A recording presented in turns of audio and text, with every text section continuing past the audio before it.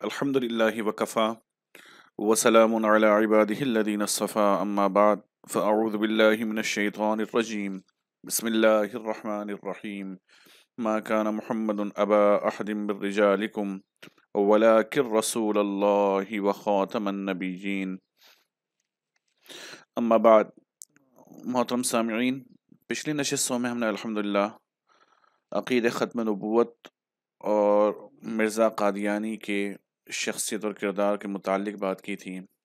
آج کی نشست کا موضوع قادیانیت کی تاریخ اور ان کا سیاسی تجزیہ ہے۔ تو ہم نظر ڈالتے ہیں کہ متحدہ ہندوستان برطانوی سامراج کی آمد سے پہلے کس طرح تھا۔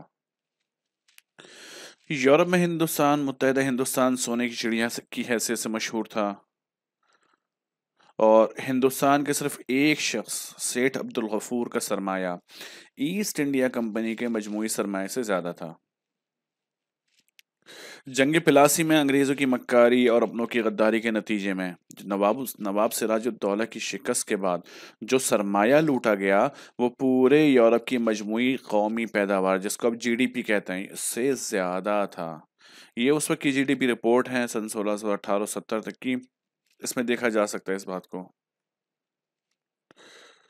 یورپ جو اس وقت ابھی تک تاریکی کے دور سے نکلا نہیں تھا، اور اس وقت ہندوستان میں دولت کی شدید ریل پیل اور خوشحالی تھی، حتیٰ کہ مولانا حسین احمد مدنی رحمۃ اللہ علیہ متحدہ ہندوستان کی خوشحالی کا نقشہ کھینچتے ہوئے لکھتے ہیں کہ انگریزی عروج سے پہلے ہندوستان نہایت زیادہ دولت مند اور سرمایہ دار ملک تھا، جس کی مثال دنیا کے کسی ملک میں نہیں ملتی، اور یہ دولت مندی اس ملک میں کرنہ قدی یعنی صدیوں سے چلی آتی تھی، جس کا تمام عالم میں شہرہ تھا۔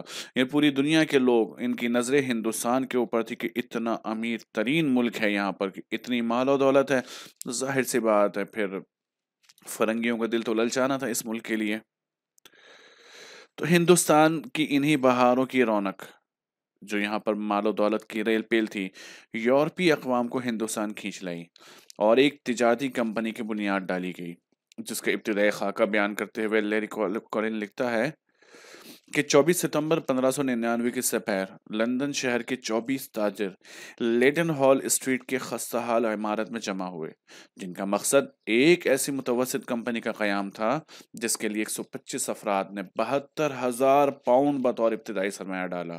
ان کا واحد مقصد صرف منافع اندوزی تھا، صرف منافع کمانا، اور یہ کمپنی ترقی کی منازل طے کرتے ہوئے دور شہنشاہیت کی قابل ذکر تخلیق اور ہندوستان میں برطانوی راج کی بنیاد ثابت ہوئی۔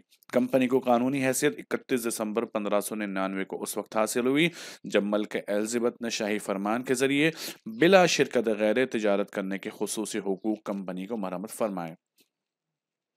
چنانچہ انگریز تاجروں کے روپ میں ہندوستان میں داخل ہوئے، لیکن کمپنی کے عہدیداروں کی شہرت زیادہ اچھی نہیں تھی، بلکہ ان کا گروہ بحری قزاق کو چوروں اور لٹیروں کا ٹولہ سمجھا جاتا تھا۔ تو مقصد یہ کہ ہندوستان میں جو خوشحالی تھی، جو دولت کی ریل پیل تھی، جو اتنا سرمایہ تھا، اس پر یورپی اقوام کی نظر تھی، جس کو حاصل کرنے کے لیے انہوں نے باقاعدہ پلان بنایا کہ ہم نے ہندوستان کو لوٹنا ہے، اس کے مال و دولت کو اپنی طرف کرنا ہے۔ اب اس کے لیے پلان بناتے گئے اور ایک کمپنی کی بنیاد ڈالی گئی، جس کے ذریعے یہاں پر انہوں نے اپنے قدم جمانے تھے اور ہندوستان کی مال و دولت کو لوٹنا تھا۔ مقصد ان کا یہ بنا۔ اس وقت تاریخ کے اس موڑ پر اگر ہم ہندوستان کی اندرونی صورتحال پر نظر ڈالتے ہیں تو معلوم ہوتا ہے کہ مغلیہ سلطنت شہزادوں کی آپسی لڑائیوں کی وجہ سے کمزور ہو چکی تھی۔ یعنی جس وقت انگریزوں نے ہندوستان میں پڑاؤ ڈالنے کا سوچا، اس وقت ہندوستان کے جو اندرونی حالات تھے، یہ شہزادے آپسی لڑائیوں کی وجہ سے ملک کی بنیادوں کو کمزور کر چکے تھے، جس کا فائدہ اٹھاتے ہوئے کئی ریاستوں نے خود مختاری حاصل کر لی تھی، جیسا کہ بنگال میں نواب علی وردی خان، اور اودھ کے اندر برہان ملک نے، روہیل کھنڈ میں افغان سردار، حیدرآباد دکن میں نظام الملک، یہ اپنے قدم جما چکے تھے، اور وسطی ہند میں مرہٹوں نے سرکشی شروع کر دی تھی۔ تو اس وقت ہندوستان کے اندرونی حالات کچھ اس طرح کے تھے، جس کے سبب انگریزوں کو عروج ملنا شروع ہوا، جو ان کے لیے بنیادی سیڑھی کی حیثیت ثابت ہوا۔ अंग्रेजों ने मुल्क की इसी सूरत हाल का फायदा उठाया और साजिशों के जाल बुनना शुरू किए और हिंदुस्तान की सियासत में अपना असर और रसूख बढ़ाना शुरू किया। अंग्रेजों के साथ साथ पुर्तगाली और फ्रेंच भी हिंदुस्तान में वारिद थे, जिसकी वजह से इन गैर मुल्की अक़वाम के दरमियान अपनी अपनी अमलदारी कायम करने का मुकाबला शुरू हो गया और हर एक ने बाज़ मकामी रियासतों और खुद मुख्तार ग्रुपों को साथ मिलाना शुरू कर दिया।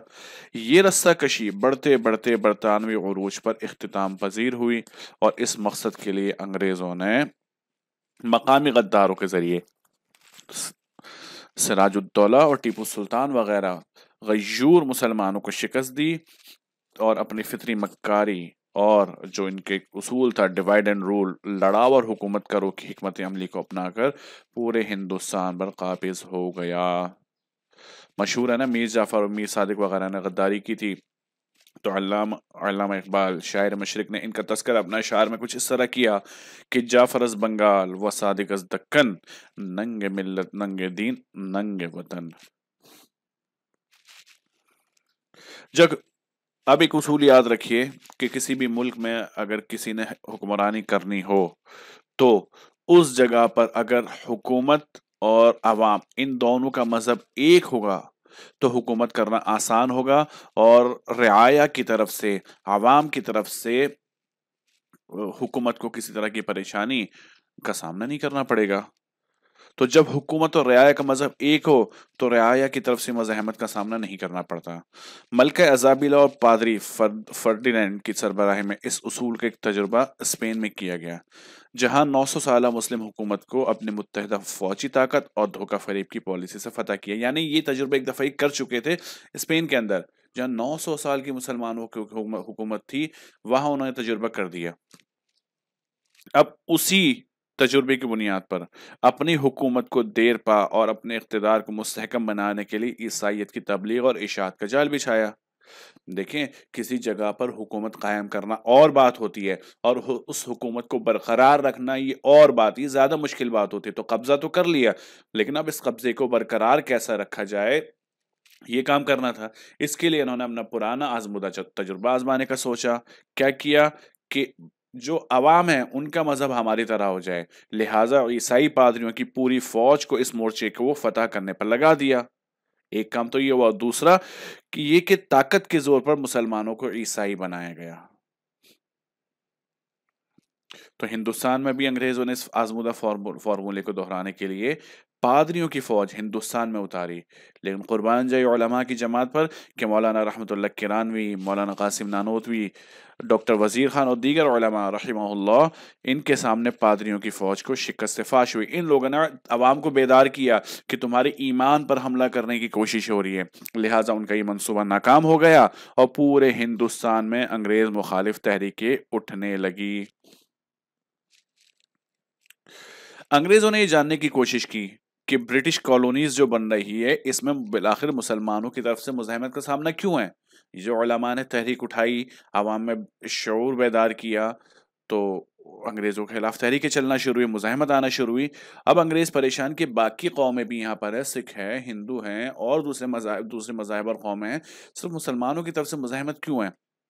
इस खोज के सिलसिले में मुख्तलिफ टीमें तश्कील दी गई और इन्हें रिपोर्ट मुरतब करने को कहा गया। तो इस सिलसिले में एक नाम आता है डब्ल्यू हंटर का। ये शख्स बंगाल सिविल सर्विसेज में मुलाजिम होने के साथ हिंदुस्तान में बरतानवी राज को मुस्तहकम करने वाली मुख्तलिफ सोसाइटीज और काउंसिल्स का रुकन भी था। तो डब्ल्यू हंटर अपनी किताब द इंडियन मुसलमान में लिखता है कि तमाम लोगों को ये हकीकत जान लेनी, यानी उसने बताया अपनी इस किताब के अंदर कि आप जो ढूंढ रहे हो इंडियन मुसलमान जो मुजाहिमत कर रहे हैं ये क्यों कर रहे हैं। तो कहते हैं कि ऐसा मुल्क जिसका सरकारी मजहब इस्लाम ना हो, जहाँ इस्लामी अहकामात नाफिज ना किए जा सकें, वहाँ पर मुसलमानों पर यह लाजिम हो जाता है कि वो मुत्तहिद होकर दूसरे मजहब के खिलाफ ऐलान जंग कर दें। और जो लोग जंग में हिस्सा नहीं ले सकते उनको चाहिए कि वो मुस्लिम मुल्क यानी किसी और दारुल इस्लाम की तरफ हिजरत कर जाएं। बता दिया इन्होंने कि असल इस्लाम यही है कि अगर कोई और तुम्हारे ऊपर मुसल्लत होता है जो तुम्हें इस्लाम के अहकामात पर अमल नहीं करने देता तो आपको हथियार उठाने हैं, और अगर इतने कमजोर लागर हो चुके हो कि हथियार नहीं उठा सकते तो हिजरत कर जाओ। तो इसी वजह से मुसलमानों ने अंग्रेज मुखालिफ तहरीकें चलाना शुरू की। इसके अलावा और भी लोग इस काम पर लगे हुए थे। चुनाचा 1868 और 69 में बरतानवी मेंबरान पार्लियामेंट, चर्च और सहाफ़ियों पर मुश्तमिल एक वफ्द, जो ख़ास इस मकसद से भेजा गया था कि मुसलमानों के दिलों से जज्बा जहाद और मुज़ाहमत किस तरह ख़त्म किया जाए, इस वफ्द ने गहरे तज्ज़िये और मुताले के बाद एक रिपोर्ट तैयार की, जो 1870 में बरतानवी पार्लियामेंट में पेश की गई। अब ये रिपोर्ट ब्रिटिश इंडिया लाइब्रेरी का हिस्सा है और the arrival of British empire in India के नाम से शाया भी हो चुकी है। तो इस वफ्द के सरबराह ने बरतानवी पार्लियामेंट में तकरीर करते हुए कहा था कि हिंदुस्तानी मुसलमानों का जहनी मिजाज यानी दीनी हसासियत कुछ इस तरह है कि जब वो किसी शख्स को अपना मजहबी रहनुमा मान लेते हैं तो वो इसकी अंधी पैरवी करते हैं। लिहाजा अगर हमें एक ऐसा शख्स तलाश कर ले जो हवारी नबी होने का दावा करे तो इस तरह हम अपना मकसद पूरा कर सकते हैं। यानी इन्होंने बता दिया कि मुसलमानों के दिलों में जो जज्बा जहाद है, जिसकी वजह से ये मुज़ाहमत करते हैं और हमारे खिलाफ तहरीकें चलाते हैं, ये ख़त्म नहीं होने वाला। इसको ख़त्म करने की एक सूरत है, वो सूरत ये कि शरीयत को तब्दील किया जाए, मजहब को तब्दील किया जाए, और शरीयत जो तब्दील होती है वो तब्दील होती किसी नबी के आने के बाद। अब हमें कोई ऐसा नबी लाना है जो नबी जो आए, नबूवत का बतदरीज दावा करे, आखिर में नबी होने का दावा करे, और उसके बाद ये लोगों को बताया कि शरीयत तब्दील हो चुकी और नया निज़ाम आ चुका और इसमें जिहाद का हुक्म मनसूख हो चुका, लिहाजा अंग्रेज़ों के साथ जिहाद करना हराम हो गया। तो इस मकसद के लिए इन्होंने एक नए नबी की तलाश शुरू कर दी और इसी मकसद के तहत कादियानियत को इन्होंने बनाना शुरू किया। चुनाचा माहिरीन की रिपोर्ट्स को मद्देनजर रखते हुए ताज बरतानिया के हुक्म पर ऐसे मौजू और बाएतबार शख्स की तलाश शुरू हुई जो बरतानवी हुकूमत के इस्तेहकाम में इल्हामात का ढोंग रचा सके और ताज बरतानिया के मुरासलात को वही कदर जा सके, यानी वहां से जो अहकामात आए ना उसको बिल्कुल वैसे ही वो फॉलो करे जैसे आसमान से वही नाजिल होती है। और मलिका जो है उसकी तारीफ में अपनी जबान को हर वक्त तर रखे, हर वक्त उनकी तारीफ करे और बरतानवी हुकूमत की कसीदा गई जिसकी नबूवत के दिपा जाओ। खुलासा ये हुआ कि ऐसा शख्स होना चाहिए जो लोगों को मजहब के नाम पर रुझाए और दरअसल वो सारे अहकामात उसको ब्रिटिश गवर्नमेंट से मिलने और बरतानवी हुकूमत से मिलने और उन्हीं अहकामात को मजहब बनाकर लोगों के सामने पेश करे और उस पर अमल करवाना शुरू करे। तो ऐसा नबी ये इन्होंने ढूंढना शुरू किया। लिहाजा पंजाब के गवर्नर ने इस काम की ड्यूटी डिप्टी कमिश्नर सियालकोट के जिम्मे लगाई। चुनाचा बरतानवी मेयार के मुताबिक जैसा ये चाहते थे इस तरह के झूठे नबी की तलाश का काम शुरू हुआ। तो आखिरकार कुर्रा मिर्जा गुलाम अहमद कादियानी के नाम निकला। जैसा कि आगाज शोरिश कश्मीरी लिखते हैं कि बरतानवी हिंद की सेंट्रल इंटेलिजेंस की रिपोर्ट के मुताबिक डिप्टी कमिश्नर सियालकोट ने 4 लोगों को इंटरव्यू के लिए तलब किया। इनमें से मिर्जा गुलाम अहमद कादियानी नबूवत के लिए नामजद किया गया। यानी इसके अलावा भी 3 बदबख्त और थे जो जिन्होंने इंटरव्यू दिया, जो इस काम के लिए पेश हुए, लेकिन उनमें से इंतखाब इस बदबख्त मिर्जा गुलाम अहमद कादियानी के नाम निकला और इसको इंतखाब किया गया। अब ये तो हमें पता चल गया कि नया नबी बनाने की नौबत क्यों आई बरतानवी हुकूमत को, इन्होंने इस फितने की बुनियाद क्यों डाली। लेकिन सवाल ये है कि इस काम के लिए मिर्जा मलऊन ही क्यों, गुलाम अहमद कादियानी ही क्यों, और लोग भी तो थे, और भी इंटरव्यू दिया था लोगों ने, या और भी पूरा हिंदुस्तान था, किसी का भी इंतखाब होता, लेकिन मिर्जा मलऊन ही क्यों। तो इसका जवाब मिर्जा मलऊन की जिंदगी के चंद वाकयात की रोशनी में मिलता है। हमें ढूंढ देखते हैं इसको। दीनी तालीम का मुनासिब इंतज़ाम और अहतमाम किए बगैर दीन का ज़ौक़ और दीन का फ़हम होना मुमकिन नहीं, और ऐसे आदमी का ठोकर खाने यकीनी है, और ऐसे शख्स को वरगलाना और अपने रंग में रंगना आसान हो जाता है। जैसा आजकल आप देखते हैं टीवी पर बहुत सारे स्कॉलर्स मौजूद हैं जिन्होंने दरअसल दुनियावी तालीम तो हासिल की है, कॉलेज यूनिवर्सिटीज की डिग्रियां हैं इनके पास, और बिलाशुबा वो इस एतबार से काबिल हैं अपने अपनी फील्ड के अंदर, लेकिन चंद उर्दू की किताबें पढ़ने के बाद वो टीवी पर आकर मजहब की तालीम तो लोगों को देना शुरू करते हैं, उलमा को चैलेंज करते हैं, उलमा को उनके खिलाफ बातें करना शुरू करते हैं, उलमा के खिलाफ लोगों को वरगलाते हैं, उलमा को चैलेंज करते हैं कि तुम मजहब को सही नहीं समझे, तुम्हें मजहब नहीं पता। तो भाइयों تم نے تو چند اردو کی کتابیں پڑھی، دینی اعتبار سے، دینی تعلیم کے اعتبار سے تمہارے پاس تو کچھ بھی نہیں ہے۔ جن علماء نے اپنی زندگیاں لگا دی ان کو کیسے چیلنج کرتے ہو؟ تو جب جس فیلڈ کے اندر آپ کا تجربہ، جس فیلڈ کے اندر آپ کی تعلیم کم ہوگی، کمزور ہوگی، تو اس معاملے میں آپ کو ورغلانا اور بہکانا آسان ہوگا، اور وہاں پر ٹھوکر کھانا آپ کے لیے بہت آسان ہو جائے گا۔ تو بدقسمتی سے اسی طرح جب ہم مرزا غلام احمد کے حالات کا مطالعہ کرتے ہیں تو معلوم ہوتا ہے کہ مرزا ملعون نے معمولی سی دینی تعلیم حاصل کی اور نیم حکیم خطرہ جان کا مصداق بن گیا۔ جیسے آج کل ہمارے یہاں پر کچھ ایسے ہیں تعلیم یافتہ جو ٹی وی پر آ کر، یوٹیوب پر آ کر اور مختلف ڈگریوں کے حامل ہیں، لیکن آ کر علماء کو چیلنج کرتے ہیں، لوگوں کو علماء کو چیلنج۔ تو ٹھیک ہے، علماء جواب دے دیں گے، ان سے رابطہ کر لیں گے، مل لیں گے، کیونکہ اس کو ملنے پر بھی تیار نہیں تو بلا کر فرار ہو جاتے ہیں۔ لیکن مسئلہ یہ ہے کہ ایسے لوگ عوام کے ایمان کے لیے خطرہ بنے ہوئے ہیں، ان کے ایمان کو خراب کرتے ہیں، صحابہ کرام سے ان کو ورغلاتے ہیں، صحابہ کرام سے دور کر رہے ہیں، ان کے خلاف صحابہ کرام، ان کے دلوں میں، لوگوں کے دلوں میں صحابہ کرام کے خلاف نفرت بھر رہے ہیں۔ اور یہ نقصان کس وجہ سے؟ صرف اسی وجہ سے کہ دینی تعلیم کے نام پر ان کے پاس کچھ بھی نہیں ہے۔ چنانچہ یہ مرزا ملعون بھی اپنے استاد کا تعارف کراتے ہوئے لکھتا ہے کہ ہمارے استاد ایک شیعہ تھے، گل علی شاہ ان کا نام تھا، کبھی نماز نہ پڑھا کرتے تھے اور منہ تک بھی نہ دھوتے تھے۔ تو ایسا شخص اس کا استاد تھا، جبکہ ہم پچھلی نشستوں میں پڑھ چکے ہیں کہ نبیوں کا کوئی استاد نہیں ہوتا، جو بھی نبی ہوگا جس کو اللہ کی طرف سے بھیجا جائے گا ان کا استاد اللہ ہی ہوگا، ان کی تربیت بھی اللہ ہی کے ذمہ ہوگی، اور یہ شخص اس کی دین تعلیم کا اندازہ کر سکتے ہیں۔ اور اسی طرح مرزا ملعون کا بیٹا اپنے باپ کے حوالے سے لکھتا ہے کہ آپ فرمانے، اس کے ابا جان فرمایا کرتے تھے کہ میرا استاد جو افیم کھایا کرتا تھا اور حقہ لے کر بیٹھا کرتے، نشئی لوگ اس کے استاد تھے، ایسے لوگوں کو اس نے اپنا استاد بنایا ہوا، تو ظاہر سی بات ہے وہاں سے جو تعلیم ملنی ہے اس کا حشر تو ہونا ہی تھا۔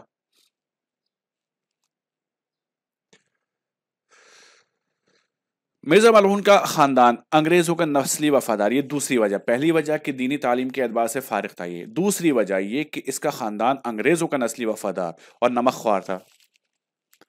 مرزا ملعون اپنے خاندان کی ان خدمات کا تعارف کراتے ہوئے لکھتا ہے، میں ایک ایسے خاندان سے ہوں کہ جو اس گورنمنٹ برطانیہ کا پکا خیر خواہ ہے۔ میرا والد مرزا غلام مرتضیٰ گورنمنٹ کی نظر میں ایک وفادار اور خیر خواہ آدمی تھا، جن کو دربار گورنری میں کرسی ملتی تھی اور جن کا ذکر مسٹر گریفن صاحب کی تاریخ رئیساں پنجاب میں ہے۔ اور 1857 میں انہوں نے اپنی طاقت سے بڑھ کر سرکار انگریزی کو مدد دی تھی، یعنی 50 سوار اور گھوڑے بہم پہنچا کر عین زمانہ غدر کے وقت سرکار انگریزی کی امداد میں دیے تھے۔ اور ان خدمات کی وجہ سے جو چٹھیات مراسلے خوشنودی حکام ان کو ملی تھی، مجھے افسوس ہے کہ بہت سی ان میں سے گم ہو گئی، مگر 3 چٹھیات جو مدت سے چھپ چکی ان کی نقلیں حاشیے میں درج کی گئی۔ یعنی نسلی غدار، نسلی وفادار تھے یہ لوگ برطانوی فوج کے۔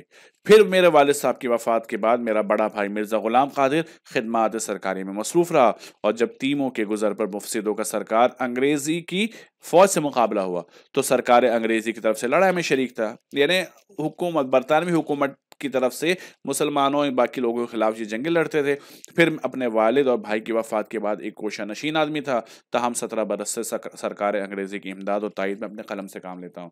یعنی باپ اور بڑا بھائی، انہوں نے زندگی اپنی انگریزوں کی وفاداری میں گزار لی، مسلمانوں کے خلاف جنگوں میں شامل ہوئے، ان کو مدد پہنچاتے رہے، اور یہ صاحب انہوں نے اپنے قلم کے زور سے مسلمانوں کے خلاف اور برطانوی حکومت کے حق میں یہ اپنے قلم کو چلاتے رہے۔ تو یہ ان کا خاندان نسلی وفادار تھا برطانوی حکومت کا، اور مسلمانوں کے غدار تھے۔ یہ اس نے اپنی کتاب کے اندر لکھا ہے، جو اس کا حوالہ موجود ہے۔ تیسری وجہ، 1864 کے لگ بھگ سیالکوٹ میں ایک عرب محمد صالح آئے۔ کہا جاتا ہے کہ ان کے پاس حرمین شریفین کے بعض مفتیان کرام کا ایک فتویٰ تھا جس میں ہندوستان کو دارالحرب ثابت کیا گیا، یعنی حرمین شریفین سے ایک فتویٰ لے کر آئے تھے وہاں کے علماء کرام کا، وہاں کے مفتیان کرام کا، جنہوں نے اس بات کو لکھا تھا کہ ہندوستان اب دارالحرب ہے، یہاں پر جہاد لازم ہو چکا ہے اور انگریزوں کے خلاف جہاد لڑنا چاہیے۔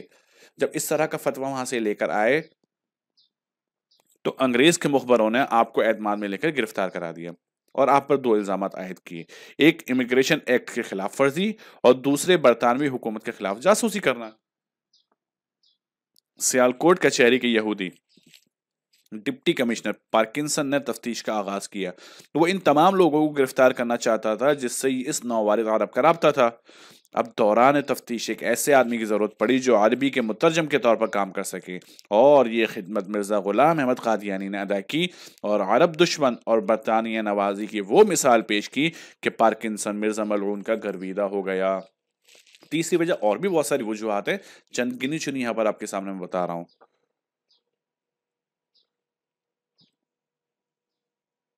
حتمی منصوبہ بندی کیسے ہوئی؟ آخری بات کہ ایک اور واقعہ جسے مرزا قادیانی کی زندگی میں سنگ میل کی حیثیت حاصل ہے، وہ پادری بٹلر ایم اے کی لندن واپسی ہے۔ یہ پادری برطانوی انٹیلیجنس کا ایک اہم رکن تھا اور مبلغ کے روپ میں کام کرتا تھا، ایجنسی کا آدمی تھا۔ مرزا صاحب نے مذہبی بحث کی آڑ میں ان سے طویل ملاقاتیں کی اور برطانوی راج کے قیام کے لیے اپنی ہر قسم کی خدمات پیش کی۔ 1868 میں بٹلر ولایت جانے سے پہلے آپ کی خدمت میں حاضر ہوا، خفیہ بات چیت ہوئی اور معاملات کو حتمی صورت دی گئی۔ یعنی یہ وہ موقع تھا جب فائنل اسٹیج تھا کہ ہاں اب ٹھیک ہے، آپ ہی موضوع ہیں اس کام کے لیے۔ تو اس ملاقات کے متعلق مرزا ملعون کا بیٹا لکھتا ہے کہ بٹلر ایم اے جو سیالکوٹ مشن میں کام کرتے تھے اور جن سے حضرت مرزا صاحب کے بہت سے مباحثات ہوتے رہتے تھے، جب ولایت واپس جانے لگے تو خود کچہری میں آپ کے پاس ملنے کے لیے چلے آئے، اور جب ڈپٹی کمشنر صاحب نے پوچھا کس طرح تشریف لائے تو ان مذکورہ شخص نے کہا کہ صرف مرزا صاحب کی ملاقات کے لیے، اور جہاں آپ بیٹھے تھے وہیں سیدھے چلے گئے اور کچھ دیر بیٹھ کر واپس چلے گئے۔ تو یہ آخری ملاقات ہے جی، ملاقاتیں تھی جب اس معاملے کو حتمی شکل دینی تھی۔ تو یہ وہ وجوہات تھی جن کی وجہ سے مرزا ملعون کا انتخاب ہوا کہ ہاں یہی شخص ہے جو مرزا ملعون، یہی وہ شخص ہے جو جھوٹا نبی کی حیثیت سے ہم اس کو لانچ کر سکتے ہیں۔ تو قادیانیت برطانیہ کی استعماری سیاست کا خود کاشتہ پودا ہے، یعنی ایک ایسی سیاسی تحریک ہے جس کو مذہبی رنگ دیا گیا۔ یہی وجہ ہے کہ اس فتنے کی پرورش اور حفاظت خود انگریز نے کی اور انہیں ہر طرح کی مراعات سے نوازا اور انہیں مسلمانوں کے غیظ و غضب سے بچایا۔ دیکھیں، جب اس طرح کوئی نبی لانچ کیا جاتا ہے، جھوٹا نبی، تو ظاہر سی بات ہے مسلمانوں کی طرف سے انہیں مزاحمت ہونی تھی، مسلمانوں کی طرف سے اس خوف تھا غیظ و غصب کا کہ وہاں سے پٹائی ہونی ہے، وہاں سے معاملات خراب ہو جانے ہیں۔ تو پیچھے پیٹھ پر برطانوی حکومت نے ہر طرح سے اس بندے کا ساتھ دیا۔ اس بات کا اعتراف خود مرزا ملعون کو بھی ہے، چنانچہ ایک مقام پر لکھتا ہے کہ سرکار دولت مدار ایک ایسے خاندان کی نسبت جس کو 50 برس کے متواتر تجربے سے ایک وفادار جانثار خاندان ثابت کر چکی ہے، اور جس کی نسبت گورنمنٹ عالیہ کے معزز حکام نے ہمیشہ مستحکم رائے سے اپنی چٹھیات میں یہ گواہی دی کہ وہ قدیم سے سرکار انگریزی کے پکے خیرخواہ اور خدمت گزار ہے۔ اس خود کاشتہ پودے کی نسبت نہایت حزم اور احتیاط اور تحقیق اور توجہ سے کام لے، اور اپنے ماتحت حکام کو اشارہ فرمائے کہ وہ بھی اس خاندان کی ثابت شدہ وفاداری اور اخلاص کا لحاظ رکھے۔ خلاصہ یہ ہے کہ دراصل یہ چاہتا تھا کہ ہم نے اتنے سال وفاداریاں نبھائی وہاں آپ لوگوں کے لیے، ہم نے جانی نقصان بھی کی، اپنی جانیں بھی پیش کی، مالی اعتبار سے بھی، اپنے وقت کے اعتبار سے، حتیٰ کہ اپنے ایمان کو بھی بیچ ڈالا آپ کی وفاداری کو ثابت کرنے کے لیے۔ لہٰذا اب ہماری ان وفاداریوں کا ہمیں صلہ چاہیے اور ہمیں مراعات چاہیے، تاکہ اور ہمیں حفاظت چاہیے تاکہ کوئی ہمارے اوپر اٹیک وغیرہ نہ کر سکے۔ تو اب یہ دراصل صلہ چاہ رہے تھے ان سے، حکومت سے۔ اور ایک مقام پر مزید لکھتا ہے کہ بابرکت قیصر ہند، تجھے تیری عظمت اور نیک نامی مبارک ہو۔ خدا کی نگاہیں اس ملک پر ہے جس پر تیری نگاہیں ہیں، خدا کی رحمت کا ہاتھ اس رعایا پر ہے جس پر تیرا ہاتھ ہے۔ تیری ہی پاک نیتوں کی تحریک سے خدا نے مجھے بھیجا ہے کہ پرہیزگاری اور پاک اخلاق اور صلح کاری کی راہوں کو دوبارہ دنیا میں قائم کروں۔ خلاصہ یہ کہ مختلف طریقوں سے یہ اپنی اہمیت جتلانے لگے یا بتانے لگے، اور ان کی اہمیت کا یہ اعتراف ہے دراصل ان لوگوں کا کہ ہاں ہم خود سے نہیں بلکہ ہمیں انگریزوں نے پیدا کیا، ہمیں انگریزوں نے بنایا اس کام کے لیے، جس کے لیے انہوں نے اپنے ایمان کا سودا کر اپنا ایمان بیچ ڈالا۔ اب اگلی بات، the arrival of British umpire in India کی تجاویز کے مطابق، جو ہم نے پیچھے رپورٹ کے تذکرہ کیا تھا، مسلمانوں کی دینی حساسیت کا فائدہ اٹھانے کا پروگرام بنایا گیا۔ چنانچہ اسی سال یعنی 1868 میں مرزا قادیانی بغیر کسی معقول ظاہری وجہ کے ملازمت سے استعفی دے کر قادیان چلا گیا۔ کیوں چلا گیا بھائی؟ اچھی خاصی ملازمت تھی، ملازمت چھوڑ کے کیوں چلا گیا؟ جیسا کہ اس کا بیٹا لکھتا ہے کہ آخر مرزا صاحب نوکری سے دل برداشت ہو کر استعفیٰ دے کر 1868 میں یہاں سے تشریف لے گئے۔ وجہ یہ بنی کہ ظاہر سی بات ہے چھوٹی سی کلرک کی نوکری تھی، آگے تو اس نے جھوٹا نبی بننا تھا، بہت ساری مراد لینی تھی، پیسہ بھی آنا ہے، جاگیر بھی آنی ہے، ایک طرح سے ایک چھوٹا موٹا سا ایک علاقہ بھی ملنا ہے، سارے معاملات ہونے تھے اس کے لیے، تو اس کلرک کی نوکری کو اس نے کرنا کیا تھا؟ چونکہ اچھا اب مسئلہ یہ ہے کہ مرزا معلوم کوئی معروف شخص تو تھا نہیں، کلرک ہے، کلرک کو کون پہچانے گا؟ اور نہ ہی علمی حلقوں میں اس کا کوئی تعارف تھا، علماء بھی نہیں جانتے تھے اس کو۔ اب مسئلہ یہ تھا کہ اس کا علمی قد کیسے بڑھایا جائے، اس کے لیے منصوبہ بندی کی گئی۔ تو سب سے پہلے مرزا ملعون سے اسلام کی دفاع میں مناظر و مباحثے کروائے گئے، اور دفاع اسلام کے لیے تصنیف و تالیف کا آغاز کرایا گیا، یعنی اس کو پہلے اسٹیج پر مبلغ اسلام کی حیثیت سے پیش کیا گیا۔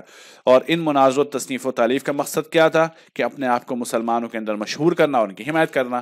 سب سے پہلے مسلمانوں کے اندر تو قبولیت ملے کہ ہاں مسلمان مجھے قبول کرے، لیکن اب مرزا کی اپنی قابلیت تو تھی نہیں، لہٰذا اس کام کے لیے وقت کے نامور اہل قلم کا تعاون حاصل کیا گیا۔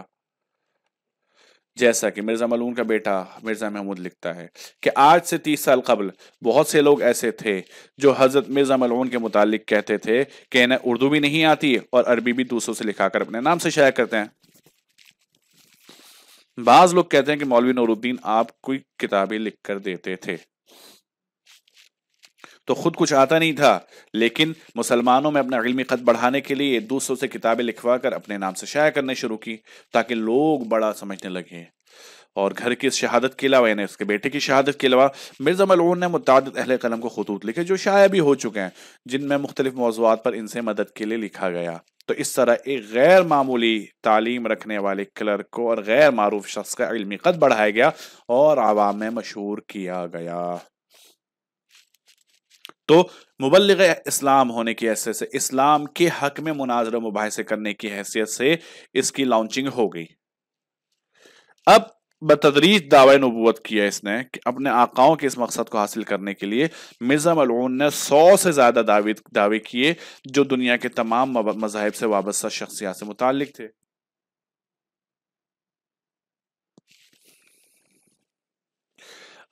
اب سوال یہ کہ مرزا ملعون نے ڈائریکٹ نبی ہونے کا دعویٰ کیوں نہیں کیا، بلکہ 100 سے زیادہ دعوے کیے آہستہ آہستہ، کبھی خود کو خلیفۃ اللہ کہا، کبھی مجدد کہا، تو کبھی محدث کہا، کبھی ذوالقرنین کہا، کبھی مہدی کہا، کبھی مسیح موعود کہا، تو مختلف دعوے کرتا رہا۔ یہ ڈائریکٹ نبوت کا دعویٰ کیوں نہیں کیا؟ اس لیے کہ اگر ڈائریکٹ نبی ہونے کا دعویٰ کرتا تو اس کا انجام بھی دیگر کذابوں جیسا ہوتا، جیسے اس سے پہلے لوگوں نے دعویٰ کیا تھا، اور جو نبوت کا دعوے دار آتا ہے، جھوٹا کذاب آتا ہے، اس کا حال آپ جانتے ہیں کیا ہوتا ہے۔ لہٰذا براہ راست دعوے کی بجائے دعوی نبوت کے لیے تدریجی طور پر راہ ہموار کی گئی۔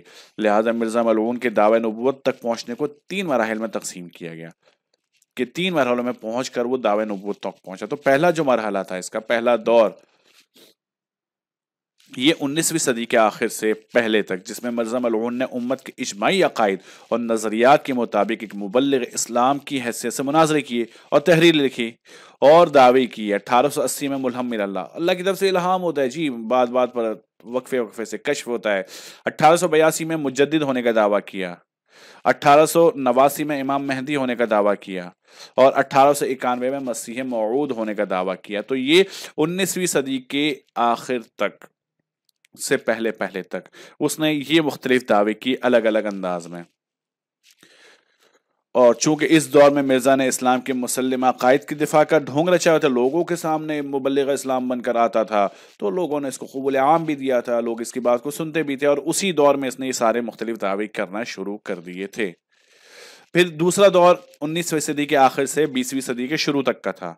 اس دور میں اب اس نے نبی کی تعریف میں تبدیلی شروع کی، نبی ہونے کا دعویٰ نہیں کیا، نبی کون ہوتا ہے اس تعریف کو بدلنا شروع کیا، اور ختم نبوت کی معنوی تحریف کی کہ چونکہ اگر ختم نبوت کے معنی میں تحریف نہ کرتا تو خود کو نبی کیسے بدلاتا؟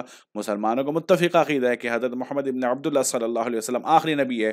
اگر اس اسٹیج کو آپ ختم کر دو گے، خراب کر دو گے معاذ اللہ، جو کہ کر نہیں سکتے ہو، تو پھر آپ کے لیے نبوت کا دروازہ آگے کھلے گا۔ لیکن اگر وہیں پر اسٹاپ لگ گیا تو آپ نبی کیسے بنو گے؟ تو اس معنی میں تحریف کرنا شروع کی، اور پھر 1899 میں ذلی بروزی نبی ہونے کا دعویٰ کر دیا۔ اس کے بعد تیسرا دور اس کا، یہ دور 20ویں صدی کے شروع سے اس کی وفات مردار ہونے تک کا ہے۔ اب اس دور میں تعویل و تحریف سے بے نیاز ہو کر کھلے طور پر ہر قسم کی نبوت کے بلا تفریق تشریح اور غیر تشریح سلسلے جاری کر دیے اور خود کو صاحب شریعت نبی بتلا دیا۔ چنانچہ مرزا خود لکھتا ہے ملعون کہ خدا وہ خدا ہے جس نے اپنے رسول یعنی اس عاجز کو ہدایت اور دین حق اور تہذیب اخلاق کے ساتھ بھیجا۔ اور ایک مقام پر لکھتا ہے کہ سچا خدا وہی ہے جس نے قادیان میں اپنا رسول بھیجا۔ تو اس تیسرے دور میں اس نے کھلم کھلا نبی ہونے کا دعویٰ کر دیا۔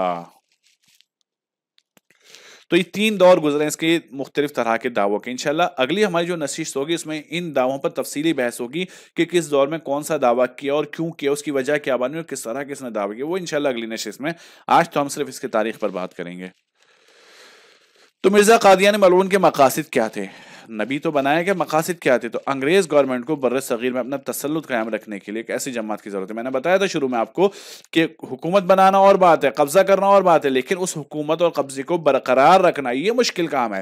تو اس قبضے کو اور اس تسلط کو قائم رکھنے کے لیے ایک ایسی جماعت کی ضرورت تھی جو انگریز کی خدمت میں دونوں جہاں کی کامیابی دیکھتی ہو، لیکن اس جماعت کے افراد بر صغیر کے ہی ہوں، اسی علاقوں کے ہوں، تاکہ ایک جیسے رہے معاملہ، تاکہ عوام میں گھل مل جائے اور نہ صرف انگریز کی اطاعت کے لیے ذہن سازی کریں بلکہ مسلمانوں میں جہاد کے حرام ہونے کو آسمانی حکم بنا کر پیش کریں۔ میں نے کہا نا شروع میں کہ نبی لانے کا مقصد صرف یہی تھا کہ نبی آ کر شریعت کو تبدیل کرتا ہے اللہ کے حکم سے۔ تو جب کوئی آ کر دعویٰ کرے گا کہ جہاد کا حکم منسوخ ہو چکا ہے تو اس کو شریعت بنا کر پیش کیا جائے گا۔ تو اس لیے انہوں نے ایک جھوٹا نبی لانچ کیا، اور اگر کوئی انگریز کا حکم ماننے سے انکار کرے یا بغاوت کرے تو اس کی فوری رپورٹ انگریزوں تک پہنچائے۔ تو ایسا انہیں چاپلوس شخص اور چاپلوس جماعت چاہیے تھی جو ان کے لیے کام کرے۔ تو ان اغراض و مقاصد کے حصول کے لیے انگریز نے مرزا قادیانی اس کی جماعت کو پالنا پوسنا شروع کیا۔ تو آئیے مرزا کی اپنی تحریروں میں ان مقاصد کی جھلک دیکھتے ہیں۔ اللہ رب العزت کا ارشاد ہے، یا ایھا الذین آمنوا لا تتخذوا اليهود والنصارى اولیاء بعضهم اولیاء بعض ومن يتولهم منکم فانه منهم ان اللہ لا يهدي القوم الظالمین، کہ اے ایمان والو یہودیوں نصرانیوں کو مددگار نہ بناؤ۔ یہ آج کے لیے بھی ہے، آج بھی ہے مسلمانوں، اب اس بات کو سن لو، اللہ کا حکم ہے یہودیوں اور نصرانیوں کو یار و مددگار نہ بناؤ، یہ خود ہی ایک دوسرے کے یار و مددگار ہیں، اور تم میں سے جو شخص ان کی دوستی کا بھرم بھرے گا پھر وہ انہی میں سے ہوگا۔ تو یاد رکھیے جو لوگ اس بات کو اس طرح کے معاملات کرتے ہیں تو سمجھ لیں اس بات کو، اور یقیناً اللہ ظالم لوگوں کو ہدایت نہیں دیتا۔ تو اللہ کا حکم یہی ہے کہ یہودیوں اور نصرانیوں کو اپنا مددگار نہ بناؤ۔ لیکن اس کے برعکس مرزا ملعون نے مسلمانوں کو حکومت برطانیہ کی اتباع اور ان کی خیر خواہی پر آمادہ کرنے کی کوشش کرتا رہا۔ چنانچہ ایک مقام پر لکھتا ہے کہ میرا مذہب جس کو میں بار بار ظاہر کرتا ہوں یہی کہ اسلام کے 2 حصے ہیں۔ دیکھیں سنیے گا اسلام کے 2 حصے کرتا کیا ہے۔ ایک یہ کہ خدا تعالیٰ کی اطاعت کریں، یہ تو زبردست بات ہے۔ دوسرا یہ کہ اس سلطنت کی جس نے امن قائم کیا ہو، جس نے ظالموں کے ہاتھ سے اپنے سائے میں پناہ دی ہے، نواب سراج الدولہ، ٹیپو سلطان، ان سب مسلمانوں کو یہ ظالم کہتا ہے کہ ان کے ظلم سے بچا کر ہمیں ایک امن والی حکومت میں لے کر آئے۔ تو وہ سلطنت کون سی؟ حکومت برطانیہ ہے۔ تو یہ ان کا خیر خواہ بنا حکومت کا۔ تو اسلام کے 2 حصے کرے، پہلا حصہ اللہ کی اطاعت کرنا اور دوسرا گورنمنٹ برطانیہ کی اطاعت کرنا۔ اور ہمیں قرآن کریم میں حکم ہے اطیعوا اللہ و اطیعوا الرسول، اللہ اس کے رسول کی اطاعت کریں، اور یہ کہتا ہے کہ اللہ کی اطاعت کرو، گورنمنٹ برطانیہ کی اطاعت کرو۔ تو یہ اس کا مذہب ہے جس کو کہتے ہیں، میں نے بار بار ظاہر کیا، اپنی کتاب کے اندر بھی لکھا ہوا ہے، جس کا عکس یہاں پر موجود ہے۔ اور ایک مقام پر لکھتا ہے کہ میں ایک گوشہ نشین آدمی تھا جس کی دنیاوی طریق پر زندگی نہیں تھی اور نہ اس کے کامل اسباب مہیا تھے، تاہم میں نے 16 برس تک مستقل یہ اپنے پر واجب ٹھہرا لیا کہ اپنی قوم کو اس گورنمنٹ کی خیر خواہی کی طرف بلاؤں، یعنی برطانیہ کی خیر خواہی کی طرف، اور ان کو سچی اطاعت کی طرف ترغیب دوں۔ چنانچہ میں نے اس مقصد کی انجام دہی کے لیے اپنی ہر ایک تعریف، یعنی اپنی ہر ایک کتاب میں لکھنا شروع کر دیا کہ اس گورنمنٹ کے ساتھ کسی طرح دوسرے مسلمانوں کو جہاد کرنا درست نہیں ہے، یعنی اس گورنمنٹ کے ساتھ کسی طرح بھی مسلمانوں کو جہاد کرنا درست نہیں ہے، اور نہ صرف اس قدر بلکہ بار بار اس بات پر زور دیا کہ چونکہ گورنمنٹ برطانیہ برٹش انڈیا کی رعایا کی محسن ہے، اس لیے مسلمانان ہند پر لازم ہے کہ نہ صرف اتنا ہی کریں کہ گورنمنٹ برطانیہ کے مقابل پر بد ارادوں سے رکیں، بلکہ اپنی سچی شکر گزاری اور ہمدردی کے نمونے بھی گورنمنٹ کو دکھلائیں۔ تو کھلم کھلا اس نے اپنی کتابوں کے اندر لکھنا شروع کر دیا کہ اے مسلمانوں، جو تم تحریکیں اٹھا رہے ہو برطانوی حکومت کے خلاف، یہ درست نہیں ہے، یہ حرام ہے، اور صرف اس حرام کام کو چھوڑو معاذ اللہ، بلکہ اپنے بد ارادوں سے باز آ جاؤ اور برطانوی حکومت کی چاپلوسی میں آ جاؤ، ان کو اپنا محسن شمار کرنا شروع کر دو۔ تو اپنی کتابوں کے اندر یہ مستقل اس کی ترغیب دیتا رہا۔ مزید ایک مقام پر لکھتا ہے کہ مجھ سے سرکار انگریزی کے حق میں جو خدمت ہوئی وہ یہ تھی کہ میں نے 50,000 کے قریب کتابیں اور رسائل اور اشتہارات چھپوا کر اس ملک میں اور دوسرے بلاد اسلامیہ میں اس مضمون کے شائع کیے کہ گورنمنٹ انگریزی ہم مسلمانوں کی محسن ہے، لہٰذا ہر ایک مسلمان کا یہ فرض ہونا چاہیے کہ اس گورنمنٹ کی سچی اطاعت کرے اور دل سے اس دولت کا شکر گزار اور دعا گو رہیں۔ تو یہ تو اس کا حال تھا کہ قرآن ہمیں حکم دیتا ہے اطیعوا اللہ و اطیعوا الرسول، اور یہ اطیعوا الرسول کی جگہ پر گورنمنٹ کی اطاعت کا حکم دیتا ہے۔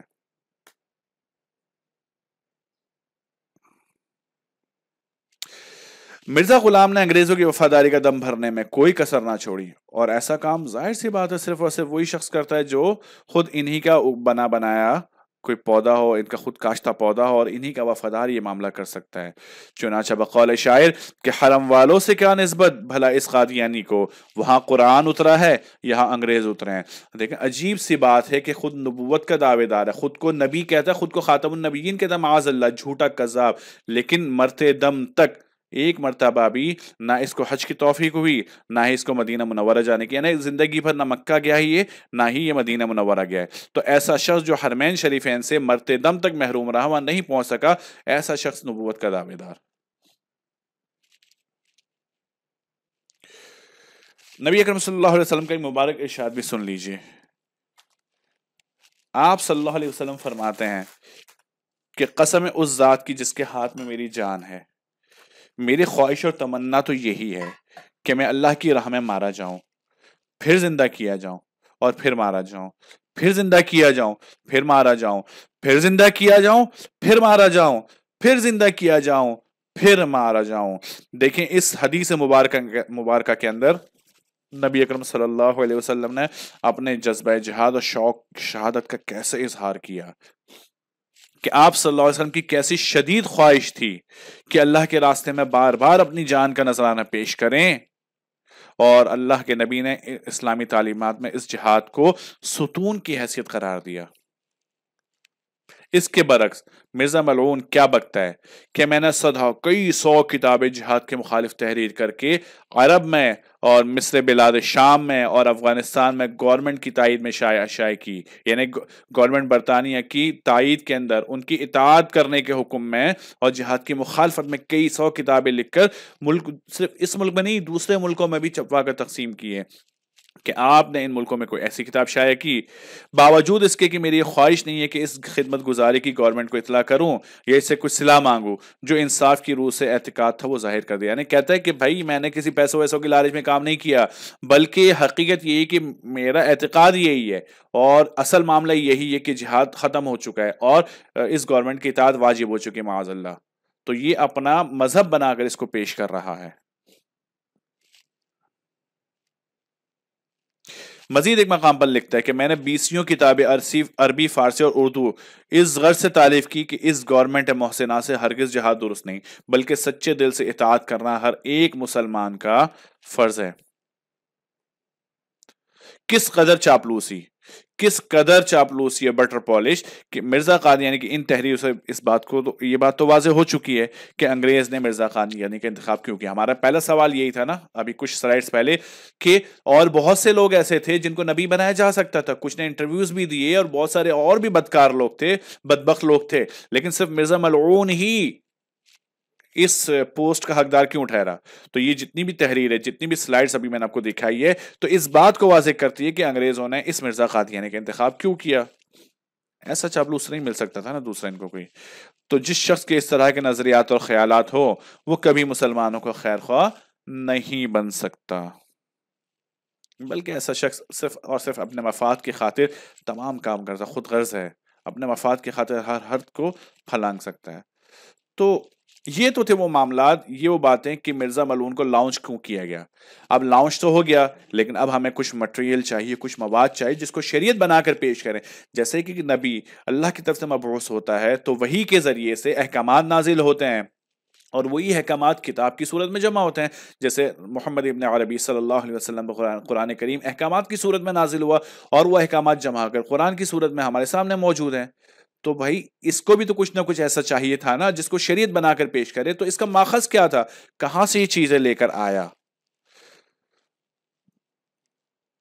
تو اس کے پاس تو ایسا کچھ تھا نہیں، اس کی علمی حالت ہمارے سامنے موجود ہے جو کہ میں بتا چکا ہوں کہ استاد شیعہ تھا تو نشئی تھا تو افیمی تھا، تو اس طرح کے معاملات تھے، اور ایسے میں اس نے تقریباً 80 کے قریب کتابیں بھی لکھ ڈالی۔ کیسے؟ تو یہ تمام جو سفر ہوا اس کی بنیاد کیسے ڈلی؟ تو جب اس کی تصنیفات کا مطالعہ کرتے ہیں تو اس نتیجے پر پہنچتے ہیں کہ قادیانیت کی عمارت صرف دو ستونوں پر کھڑی ہے۔ ایک، کشف اور الہامات، یعنی خواب، بیجا تعویلات اور یہ ساری چیزیں، اور مجھے خواب آیا رات کو تو چلیں جی شریعت بن گیا، مجھے الہام ہوا ہے، مجھے کشف ہوا ہے تو چلیں جی شریعت بننا شروع ہو گئے، لکھنا شروع ہو گئے۔ اور دوسرا ایک فرقہ تھا بہائی، ان عقائد کو اور ان کتاب کے دلائل کو، ان کی جو بہائی عقائد کے کتب کے دلائل ہیں، ان کی کتابوں سے اٹھا کر اس نے تھوڑی بہت رد و بدل کے بعد اس کو اپنا عقیدہ بنا کر پیش کرنا شروع کر دیا، حالانکہ ان کی عقائد پھر ان سے کچھ بہتر تھے، مرزا قادیانوں سے۔ تو اس عقائد کو ان کی کتابوں میں رد و بدل کر کے انہوں نے اپنا مذہب بنانا شروع کر دیا۔ اب اگلا سوال اور آخری سوال یہ ہوتا ہے کہ قادیانیت نے عالم اسلام کو کیا دیا؟ آپ ایک نبی بن کر آئے نا، تو آپ کے نبی ہونے کے بعد آپ نے عالم اسلام کو کیا دیا؟ دیکھیں جب حضرت محمد ابن عربی صلی اللہ علیہ وسلم دنیا میں تشریف لائے، اس وقت قوم جو ہے جاہلیت میں پڑی ہوئی تھی، بیٹیوں کو زندہ درگور کرنا، بتوں کی پرستش کرنا، ننگے طواف کرنا، نہ جانے کیا کچھ، شراب اور جوا زنا کرنا، نہ جانے اخلاق کی اعتبار سے اور ہر اعتبار سے تباہ کاریوں میں تھی۔ تو جب آپ صلی اللہ علیہ وسلم دنیا میں تشریف لائے تو انہیں ایک بہترین مذہب دیا، اور انہیں انسانیت کی تعلیم دی، اور اللہ کی رضا کے راستے بتائے، اور ایک بہترین قوم بنا کر پیش کیا۔ تو آپ نبی بن کر آئے نا، تو قادیانی نبی بن کر آیا نا، معاذ اللہ جھوٹا نبی بن کر آیا، تو آپ نے عالم اسلام کو کیا دیا؟ تو تحریک قادیانیت نے اسلام کی تاریخ، اصلاح و تجدید میں کون سا ایسا کارنامہ انجام دیا؟ اور عالم اسلام کی جدید نسل کو کیا دیا؟ اور مرزا ملعون نے تحریرات کی شکل میں جو کچھ یادگار چھوڑا، 80 کے قریب کتابیں چھوڑی نا، اس کا خلاصہ کیا ہے؟ اور مرزا ملعون تاریخ کے ایک نازک ترین دور میں، کون سا دور؟ جب ہندوستانی مسلمانوں کو برطانوی مادہ پرستانہ تعلیم اور دینی اور اخلاقی بیماریوں اور کمزوریوں کا سامنا، جب برطانوی حکومت نے حملہ کیا اور ہندوستان پر اپنا قبضہ کیا، تو ظاہر سی بات ہے ہر طرح کی پریشانیاں تھی، دینی اعتبار سے بھی، معاشی اعتبار سے بھی، تعلیمی اعتبار سے بھی، عقائد، ہر اعتبار سے۔ تو ایسے وقت میں تو کیا ہونا چاہیے تھا؟ مسلمان سب متحد ہو، ایک دوسرے کی مدد کو آئے۔ تو ایسے وقت میں مرزا ملعون اپنی دعوت و تحریک کے سامنے آتے ہیں، تو حقیقی مسائل و مشکلات اور اصلاحی تقاضوں کو نظر انداز کرتے ہوئے اپنی تمام تر ذہنی صلاحیتیں، علم اور قلم کی طاقت ایک ہی مسئلے پر مرکوز کر دیتے ہیں۔ وہ مسئلہ کیا ہے؟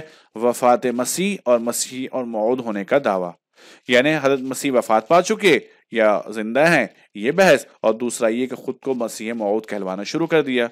اس کے علاوہ جو کچھ وقت بچا اس میں جہاد کے حرام ہونے کے فتوے جاری کیے، اس پر زور لگانا شروع کر دیا، اور حکومت وقت یعنی برطانوی حکومت کی وفاداری پر لوگوں کو ترغیب دینا شروع کر دی۔ یہ کام اس نے اس وقت کیے جب کئی موقع نہیں تھا۔ اگر ان تصنیفات سے ان تینوں مضامین کو خارج کر دیا جائے تو ان کے تصنیفی کارنامے کی ساری اہمیت اور وسعت ختم ہو جاتی ہے۔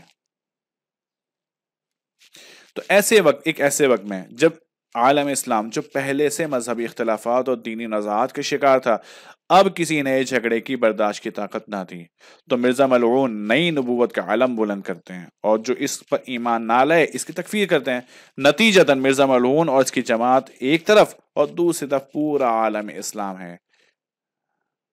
تو اس سے معلوم ہوا کہ مرزا ملعون نے اسلام کے علمی اور دینی ذخیرے میں کوئی ایسا اضافہ نہیں کیا جس کے لیے اصلاح و تجدید کی تعریف اس کا اعتراف کرے۔ اور نہ اس نے کوئی عمومی دینی خدمت انجام دی جس کا نفع دنیا کے سارے مسلمانوں کو پہنچے، اور نہ ہی وقت کے جدید مسائل میں سے کسی مسئلے کو حل کیا، اور نہ ہی اس کی تحریک موت و حیات کی کشمکش سے دوچار انسانی تہذیب کے لیے کوئی پیغام رکھتی ہو، اور اس نے نہ تو کوئی عمومی دینی خدمت انجام دی جس کا نفع دنیا کے سارے مسلمانوں کو پہنچے، بلکہ مرزا ملعون کی تمام تر جد و جہد کے میدان مسلمانوں کے اندر ذہنی انتشار پھیلانا اور غیر ضروری مذہبی کشمکش میں اضافہ کرنا تھا۔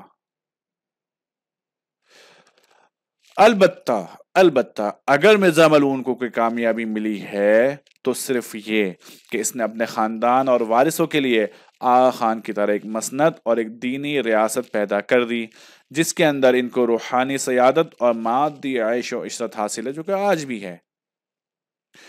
تو آخر میں یہ بات بلا خوف و تردید کہی جا سکتی ہے کہ اگر ہندوستان میں ذہنی انتشار نہ، تو میں نے بتایا نا کہ بہت سارے نبوت کے دعوے دار ہے، سب کا انجام ایک ہی، اور مردار ہوئے، لیکن یہ ان کو پذیرائی تھوڑی سی کیوں ملی؟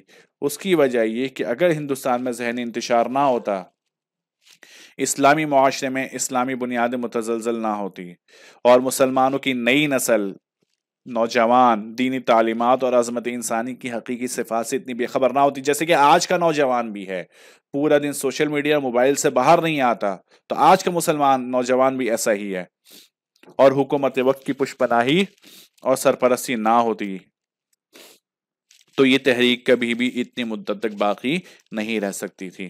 تو یہ حالات، اس سلائیڈ کو دیکھیں، کیا یہ حالات آج کے دور میں بھی نہیں ہے؟ ذہنی انتشار پھیلا ہوا ہے، ہماری بنیادیں، اسلامی بنیادیں کمزور ہے، ہر کوئی ایسا سوشل میڈیا ملا اور اسکالرز جنہوں نے 2-4 اردو کتابیں پڑھ لی ہیں، یہ آ کر ایمان کے ہمارے لیے خطرہ بنے ہوئے ہیں، اور آ کر یہ مذہب سکھاتے ہیں، عجیب سا اپنی من پسند مذہب سکھاتے ہیں، اور آج کا ہمارا نوجوان یہ پورا دن موبائل کی اسکرین سے چمٹا رہتا ہے، اخلاقی اعتبار سے گراوٹ ہے، مذہبی اعتبار سے گراوٹ ہے۔ تو کیا یہ سارے معاملات نہیں ہیں؟ یہ سارے معاملات اس وقت بھی تھے، تو ان کا انجام کیا ہوا وہ بھی دیکھ لیں، اور اگر یہی معاملات آج ہیں تو آج کیا ہونا چاہیے؟ تو دیکھیں، جب یہ حالات تھے سارے اس وقت، تو مرزا ملعون مسلمانوں پر ایک خدائی عذاب کی صورت نازل ہوا۔ جب اس طرح کے معاملات تھے تو اللہ کا عذاب تو آنا ہی تھا، تو مرزا ملعون یہ خدائی عذاب کی صورت نازل ہوا۔ تو دیکھ لیں، اگر آج بھی حالات ایسے ہیں نا، تو آج بھی اللہ کا کوئی نہ کوئی عذاب آ سکتا ہے۔ اسلام کی حقیقی تعلیمات اور دعوت سے انحراف اس وقت بھی تھا، آج بھی یہی ہے۔ مخلصین و مجاہدین کی ناقدری اس وقت بھی تھا، آج بھی ہے۔ تو اس وجہ سے اللہ سبحانہ و تعالیٰ نے ان پر عذاب مسلط کیا، اور مرزا ملعون کو ان کے درمیان میں کھڑا کر دیا، جو امت میں فساد کا مستقل بیج بو گیا۔ تو بقول شاعر، باتیں تو اور بہت ساری ہیں اس کے بارے میں، اس کی تاریخ کے بارے میں بہت ساری باتیں ہیں، بہت کچھ باتیں کی جا سکتی ہیں، جو ظاہر سی باتیں آپ کو بور کرنا ہے ان باتوں نے، اور وقت بھی نہیں ہے، ریکارڈنگ بھی زیادہ ہو جائے گی۔ خلاصہ صرف یہ کہ مختصراً کچھ سلائیڈز آپ کے سامنے پیش کر دی ہیں، جس سے پتہ چلتا ہے کہ اس مرزا ملعون کو لانچ کس نے کیا، وجہ کیا تھی، پیچھے مقاصد کیا تھے، اور یہ باتیں اس لیے کی گئی تاکہ اس فتنے کو سمجھنے میں مدد۔ بعض لوگ کہتے ہیں نا بھائی کیوں آپ باتیں کرتے ہو، بھائی نبی ہے نا، نبی آگے مان لو معاذ اللہ، تو بھائی یہ بھی تو دیکھو نا کہ کیوں آیا، انگریزوں کو بنانے کی ضرورت کیوں پیش آئی، ساری وجوہات آپ کے سامنے آ گئی، انہی کی تحریروں کی روشنی میں آ گئی۔ جیسے بقول شاعر کہ ہر ایک بات زباں پر نہ آگ سکی باقی، کہ کہیں کہیں سے سنائے ہیں ہم نے افسانے۔ تو بہت ساری باتیں اور ہیں، بہت کچھ اور ہے، لیکن بہرحال آج کے لیے اتنا ہی کافی ہے۔ تو یہاں آ کر ہم آج کی نشست کو ختم کرتے ہیں۔ اگلی نشست ہماری بہت زیادہ اہمیت کا حامل ہے، تو ضرور اس کو سنیے، ضرور اس نشست میں شامل ہوں۔ کہ میں نے جیسے کہا کہ مرزا ملعون نے 100 سے زیادہ دعوے کیے، ان 100 سے زیادہ دعووں میں کبھی تو اس نے خود کو خلیفہ، کبھی مسیح، تو کبھی ذوالقرنین، تو کبھی خدا، کبھی معاذ اللہ خدا کی بیوی ہونے کا دعویٰ، اور نہ جانے کیا کچھ، کبھی تو کرشن، تو کبھی کیا کچھ دعوے کیے۔ ان دعووں کا انشاءاللہ پوسٹ مارٹم ہوگا کہ یہ دعوے کیوں کیے، ان کی وجوہات کیا تھی، اور اس سے یہ حاصل کیا کرنا چاہتا تھا۔ تو انشاءاللہ اگلی نشست میں ہماری اس موضوع پر بات ہوگی۔ دعا ہے کہ اللہ رب العزت ہمیں خاتم النبیین، شافی محشر حضرت محمد مصطفیٰ صلی اللہ علیہ وسلم کی شفاعت نصیب فرمائے، آمین۔ وآخر دعوانا ان الحمد للہ رب العالمین۔